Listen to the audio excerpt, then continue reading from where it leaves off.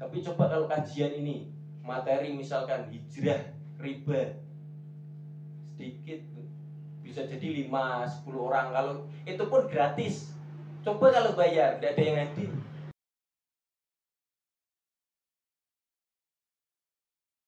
Terjadi.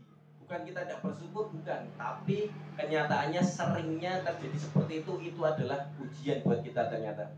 Maka orang yang menjadikan Islam sebagai tujuan hidup tidak akan pernah merasa takjub terhadap sesuatu yang berkaitan dengan materi.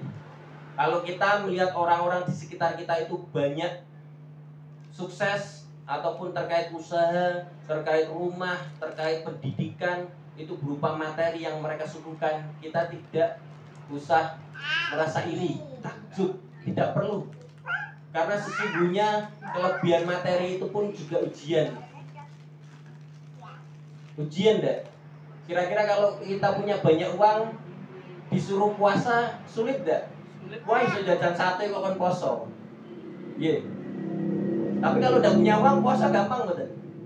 Gampang. Lebih mudah tidak punya uang ya enak, puasa saja. Karena wah daripada aku tanggung makan tidak bisa siang, yaudah nanti saja puasa sekalian, nanti makannya malam atau sore, seperti itu. Tapi kalau punya uang buat beli sate, jangan mau puasa. Sate gitu ya awan-awan enak ya. Gitu kok yang seger-seger ini apa, tengkleng atau yang lain lah, sop iga gitu. Itu kan kayaknya enak sekali kalau siang seperti itu. Itulah ujian sebenarnya yang diberikan Allah kepada orang-orang yang punya kelebihan harta. Maka tujuan hidup dari orang-orang beriman ini, mereka justru takjub dan termotivasi pada mereka yang senantiasa mendapatkan hidayah agama Islam.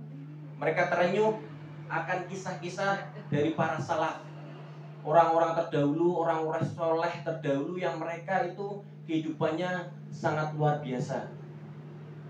Orang-orang yang beriman akan menjadikan para salaf ini adalah contoh di dalam setiap kehidupan mereka. Bukan artis-artis Korea.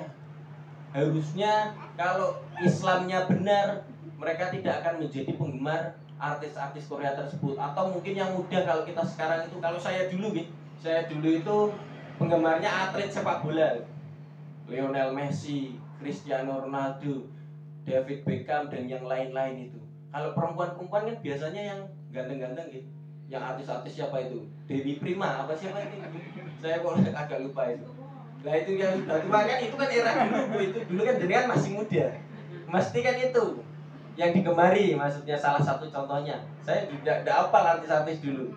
Nah itu biasanya banyak yang ngefans ke situ. Ya kalau itu orangnya Islam, bagus, baik agamanya. Kalau dia mengajarkan ya nuwun sewu, kok tiba-tiba tersandung kasus narkoba, kan kita kaget. Wah, toh ternyata artis favorit saya kena kasus narkoba. Mungkin KDRT atau kasus misalkan penggelapan uang dan lain-lain. Coba jenengan kalau artis favoritnya kena kasus seperti itu. Waduh, jebule sing tak fan ini kok orang seperti ini gitu. Mesti gelo ya. Padahal apa? Mereka bukan siapa-siapa kita. Yaitu tadi, cenderung ketika kita menyukai seseorang, ngefans bahasanya itu, hati-hati kita akan berdekatan dengan mereka. Ya kalau orang ngefansnya pengennya penasaran, pengen tahu makanan favoritnya, sepatunya, atau mungkin warna warna baju kesukaannya misalkan, atau warna apapun lah yang dia suka, itu cenderung seperti itu. Tapi ketika kita berjumpa dengan favorit kita, idola kita Rasulullah, apa iya kita seperti itu?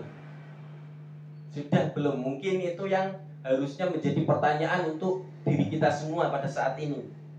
Karena ketika orang-orang beriman ini menjadikan dunia sebagai tujuan, yang akan mudah diberikan ketakjuban dan terpesona. Ketika orang-orang yang salah prioritas ketika menghadapi dunia, slogan mereka waktu adalah uang, maka mereka akan mudah terpesona ketika melihat orang-orang yang kaya, orang-orang yang bisnisnya berhasil. Mereka akan mudah mengikuti seminar-seminar ini, bisnis menjadi kaya instan, punya usaha yang menghasilkan miliaran. Itu lebih orang tertarik ya. Banyak enggak seminar-seminar seperti itu ketika diadakan? Banyak yang hadir. Tapi coba kalau kajian ini materi misalkan hijrah, riba, sedikit, bisa jadi 5-10 orang, kalau itu pun gratis. Coba kalau bayar, tidak ada yang hadir. Seperti itulah ternyata materi-materi yang sebenarnya terkadang itu seharusnya itu mampu menjadikan hijrah ataupun orang-orang itu tertarik, malah justru berkebalikan. Karena apa? Karena daya tariknya terhadap dunia itu kecil. Efek terhadap dunia yang kita punya itu hampir tidak ada. Benar tidak? Kalau tidak ada efek di kehidupan dunia kita secara nyata, real, jenengan akan berusaha semampunya tidak? Semaksimal mungkin tidak? Atau kebalikannya, kira-kira kalau jenengan punya usaha di tempat peleri kok hasilnya 10 juta, mau tidak pindah ke peleri? Mau, saya yakin. Atau tidak usah jauh-jauh, yang sholat subuh dapat 200.000 cash barisan soft pertama, mau nih datang kuasi nih, bangun jam 4 atau setengah 4 sudah di musola atau di masjid. Sayangnya pahala itu tidak berwujud instan seperti itu atau nampak. Kalau ditampakkan, setiap orang yang ada di rumah-rumah itu akan berjalan walaupun dengan merangkak, hatta yang pincang tidak bisa jalan. Mesti jalur terkait keluarga nih, aku pengen duduk depan sendiri.